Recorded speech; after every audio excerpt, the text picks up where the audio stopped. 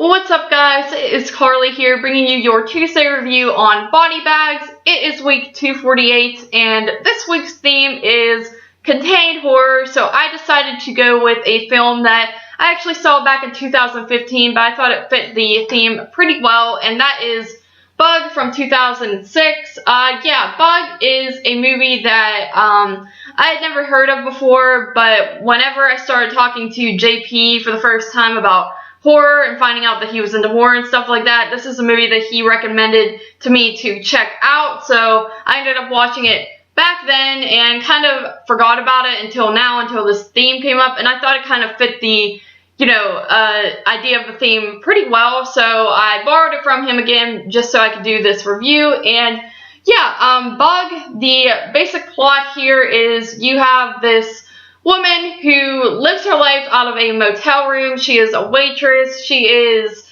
pretty lonely and depressed because she has a very troubled past that still haunts her. She's kind of messed up in the head over it. She has sort of an abusive ex-husband, and she had something tragic happen involving her child. So she, lives out of this motel room and kind of copes with her problems by partying and drinking and doing drugs, stuff like that. Then one day, one of her friends from work introduces her to this drifter who claims to be an ex-soldier, and her and him kind of start to relate and bond over their, loneliness and troubles. You can tell the dude's kind of a little off in the head, kind of awkward and just weird, but overall a very friendly guy. So they kind of form this relationship and go from there. Then one night they are laying in bed, and the guy starts to, he sort of wakes up randomly and has a bug bite and starts freaking out because he thinks there are bugs in the bed, and the story kind of escalates from there. So that is your basic story there. I think it fits the contained horror theme pretty well because it almost entirely takes place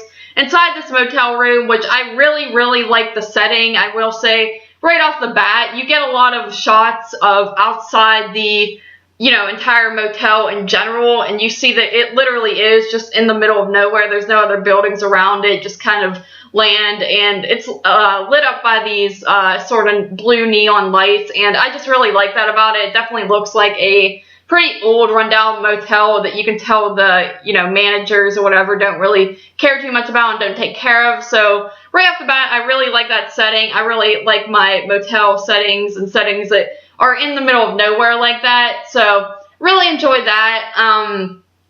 This movie, I would definitely say, is the definition of slow burn and psychological mixed together. When you think of those two terms, I think this movie definitely fits those descriptions because it runs about an hour and 41 minutes, and I would say it takes about an hour for it to really get into the bizarre, crazy stuff. The first half of it is definitely just a build-up of sort of a drama in a way where you're learning about the female character and her troubled past, and you're also learning about this dude, this drifter dude. I forget what his name is. Peter, I believe. Yeah, Peter. You're kind of learning about him and her, and then you're watching their relationship sort of build, and then you have some other issues that start to pop up for them. So it definitely feels like more of a slower drama to start off with, but I don't mind it because it really keeps my attention, because I feel like, the Peter character is definitely interesting because he seems like a weird and troubled guy in a way right off the bat. So you're very interested in just the way he talks, the way he says things are just very kind of bizarre in a way.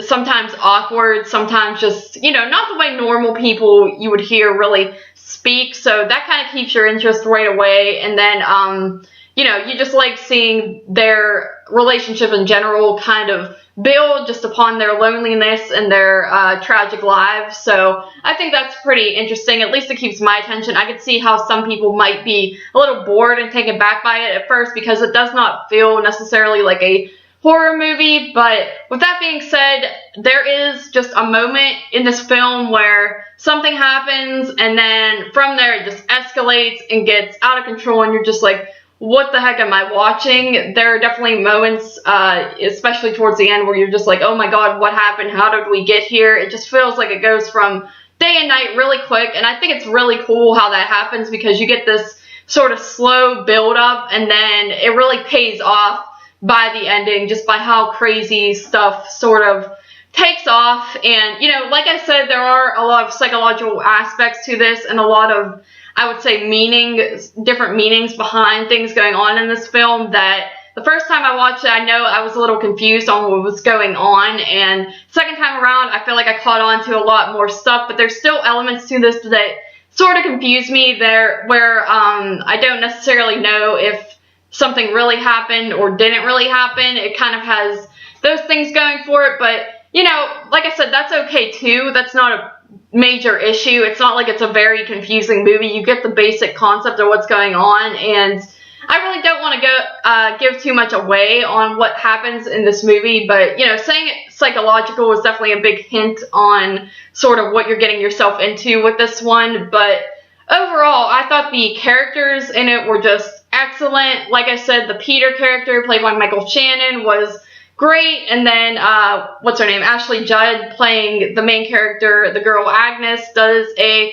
terrific job as well. You feel very bad for her. You could tell that she's been through a lot in her life, and she's just kind of defeated, and then this Peter character comes around and kind of, you know, gives her hope, and she's very vulnerable in a way, and easily manipulated, and I just find that to be horrifying in itself, that you could be easily influenced by other people based on how weakened you are as a person, and that in itself is just terrifying to me, so I definitely give it that. It's very, very believable. The characters are just phenomenal in it, and like I said, I love the setting, and some of the lighting and camera angles are just really well done in this film.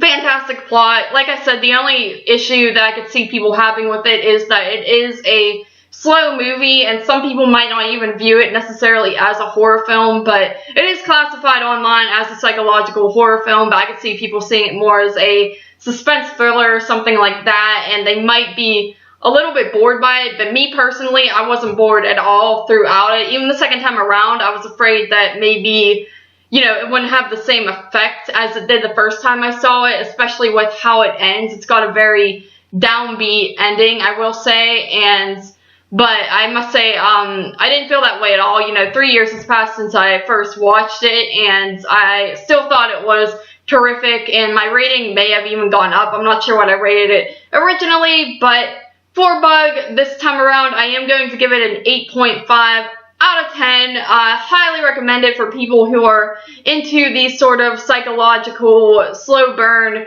movies that really have a good payoff. Like I said, if you don't like slow burns, you might be a little bored by it or not understand it, but for people who like movies like this, I would definitely recommend checking it out, because I really don't hear a lot of people talk about this one. So, Bug, 8.5 out of 10. Thank you guys for joining me for this Tuesday review, and I will see you next week.